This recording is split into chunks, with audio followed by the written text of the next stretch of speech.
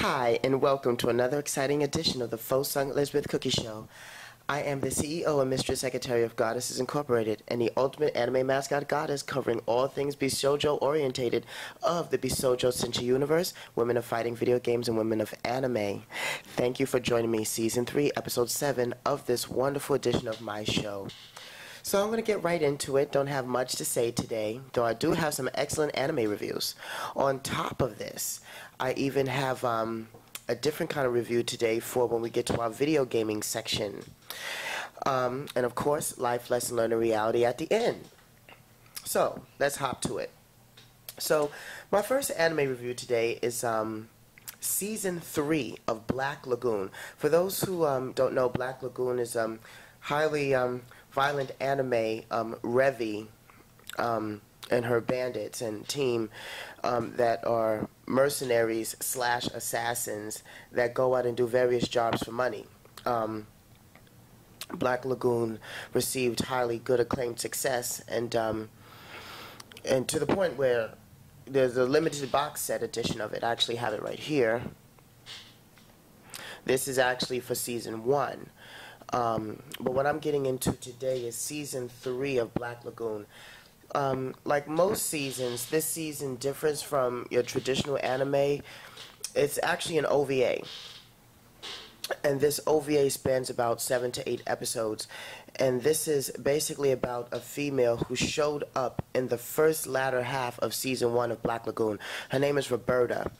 And Season 3 is labeled Roberta's Blood Trail because it continues the storyline from where she first appeared from the latter half of the first season.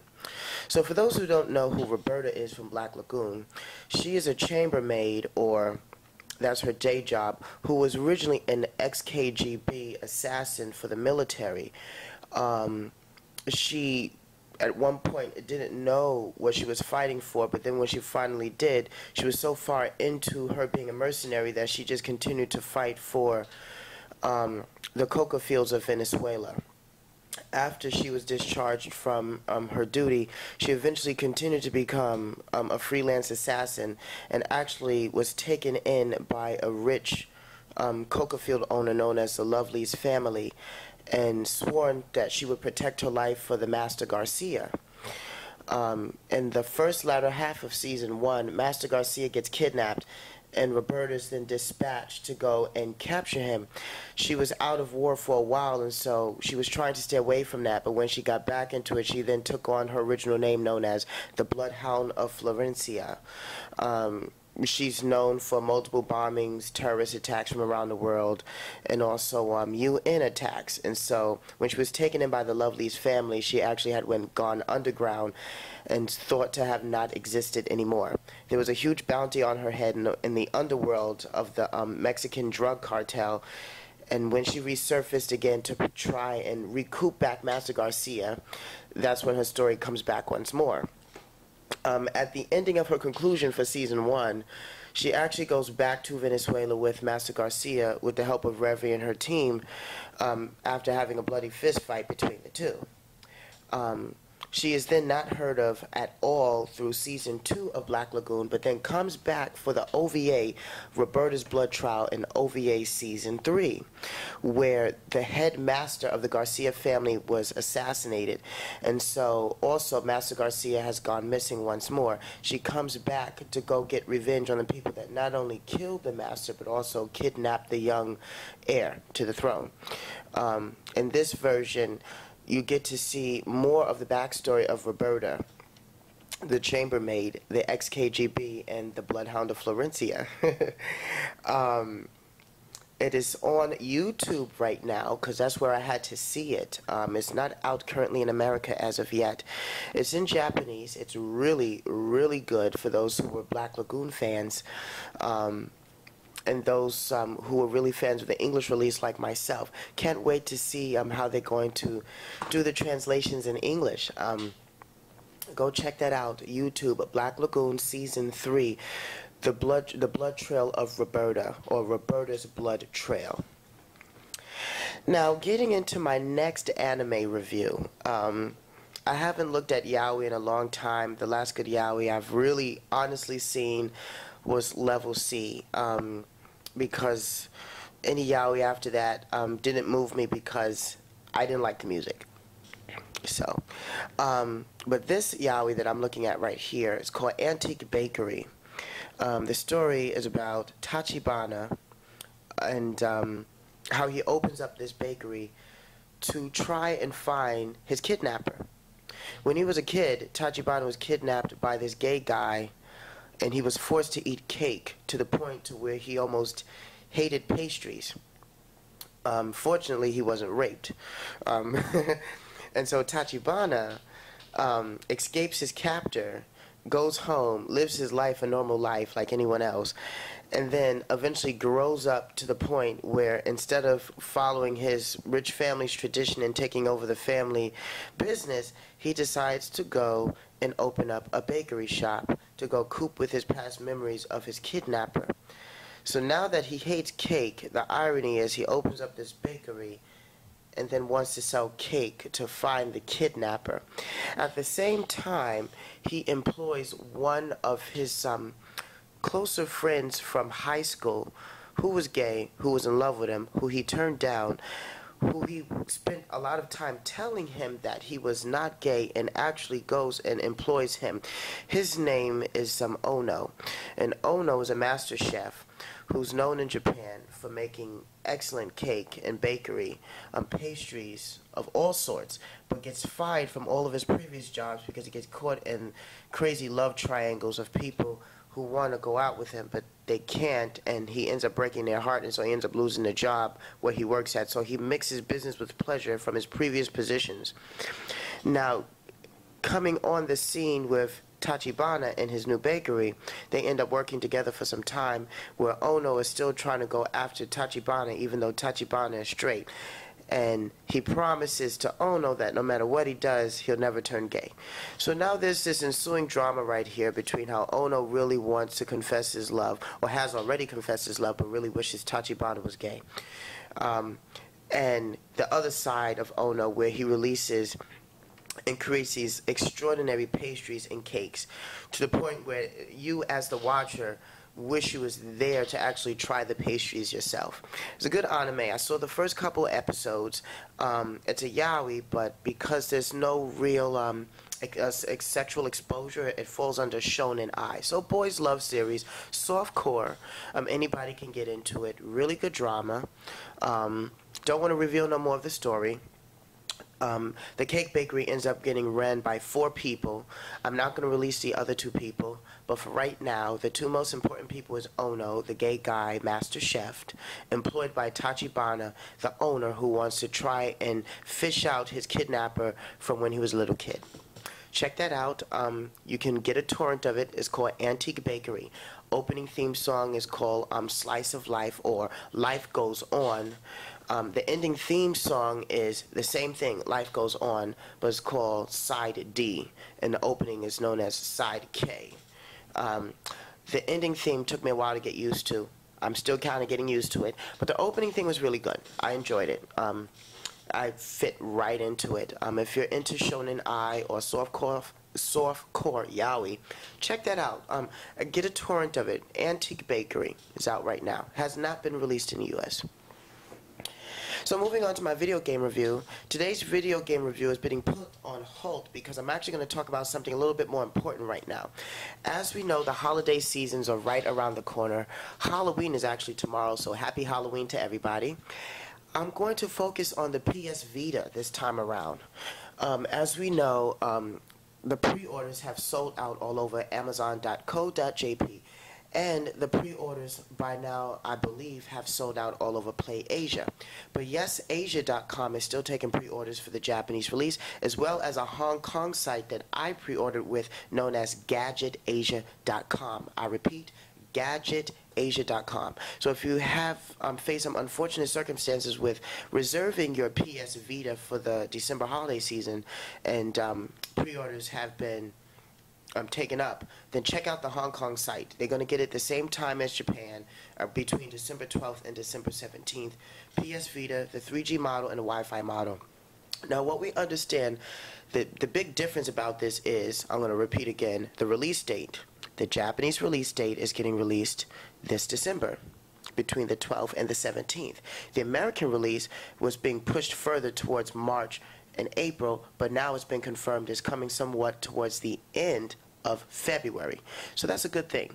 So those who want to wait to February of next year of 2012 can wait for the American release. But I can assure you that the PS Vita is region free. It is region free. So you can play any game from around the world. The European release will also have to wait until the American release as well. So getting on to the Japanese release, which is region free, it comes with 2 analog sticks that are on it, of course, a front and a rear side camera. The back has this type of vibration that you can move your hands along the back of the actual console itself, and it actually becomes interactive with video gaming. It is touchscreen. That is the one thing that that is the main focus of the Vita. It is touchscreen, and the interface is different. So as of right now, we're not sure how it's going to integrate with the PS3. But for us in the Hackers Network and part of the world of emulation, we do know that we look forward to a perfectly converted Nintendo DS emulation to go on to the PS Vita, since it's been rumored that Sony is going to release a Devi kit that allows people in the hackers world to go and hack the PSP to create new innovative games. But they want people to create new games so, you know, innovation can continue going on in the world of technology and video gaming. I really look forward to the PS Vita. I'm currently going to be using it for music, movies, gaming, emulation, everything, and then I can go and most likely I'll sell my original PSP and my Sony Milo, which has been out of print for the last 7 years. I'm looking forward to new format releases, new video games. For me, I personally did not pre-order any video games with my Vita just because I just want to wait to see what comes out. But when the American release comes out, I'm really looking forward to Mortal Kombat 9. For those who know, I'm going to be getting that, of course. I will take a look at Blaze Blue, Continuum Shift, Continued, and I'm also will be looking at Tekken Cross Street Fighter, or Street Fighter Cross Tekken. That seems to be pretty interesting as well. This is a wonderful year of fighting video games and a wonderful year of adventure games. You know, on that note, I'm looking forward to seeing if they will possibly have a PS2 emulation go on the PS Vita if it's strong enough to handle that. So take note, if you're looking to reserve your PS Vita, Play Asia as of right now, and Yes Asia. And if those 2 sites have backed up pre-orders and you can't pre-order anymore, then the Hong Kong site known as Gadget Asia. I repeat, gadgetasia.com. PS Vita Japanese release December 12th to the December 17th, between one of those days. Check that out. If you're a hardcore fan as me, you're going to want to pre-order. Otherwise, you have to be waiting to February 22nd of 2012. Okay, so moving on to one of the greatest highlights of my episodes that most people really like is my life lesson learned in reality. So today's life lesson is a good one. The theme is called Cloud Money versus Shore Money. So here it is again. It's called Cloud Money, cloud like in the sky, versus Shore Money. Now what is this? What is this supposed to mean? Well, let me tell you. Cloud money is anything that is potential money that is there, that deals with clientele or being an entrepreneur or being your own self-made boss, which revenue depends on them as money that is there but is not actually there until you connect with that client for services being distributed. Shore money is any kind of money that you know that you're going to have every 2 weeks, that's going to come to you in a form of a check, a stipend, a pay stub, a voucher, but it's money and it's sure, and you've worked for it, and you know that your hours are set and it's going to come to you either every week or every 2 weeks. Now, here's the point of the life lesson. For those who are looking to become an entrepreneur in life, and this would involve being a nurse, an on-call duty nurse, or a gymnastics teacher, such as myself, who wants to start their own business, or someone who sells Kirby vacuums from door to door, anything that deals with that kind of work, you're going to want to have a steady backup. And so for me, I've been using the world of healthcare, working in the world of clients with disabilities, disabled disabilities, or people born with developmental disabilities as my main source of money. That type of money is known as sure money because I'm working every day of the week or 4 to 5 days a week on a time clock by a company that's going to give me a check at the end of the pay period cycle. And so part of us that live in this anime world, or the underground world of anime as a side culture or cult culture here in America, that's trying to get ourselves known in the world of Asia, you know, we have to start thinking a bit more smart about our futures. And then those who are in school, you know, who are trying to become self-made bosses and business owners, have to start thinking a little bit more this way too, because now that the economy is getting bad, you want to have a backup of working in a field that's somewhat close to being economy proof, to where you can have some type of steady income coming in as you work towards your dream of being a self-made boss. I can't say enough how many clients that I have lost trying to teach gymnastics to, and they've either have flaked out, or they didn't come for the appointment, or they didn't call. And even though the money is there, known as cloud money, it isn't really sure money, because when your money has to depend on someone else to pay your bills, then that means that could fall through at any time. And until we're ready to take on such a task like that, we need to have a backup where it's known as sure money.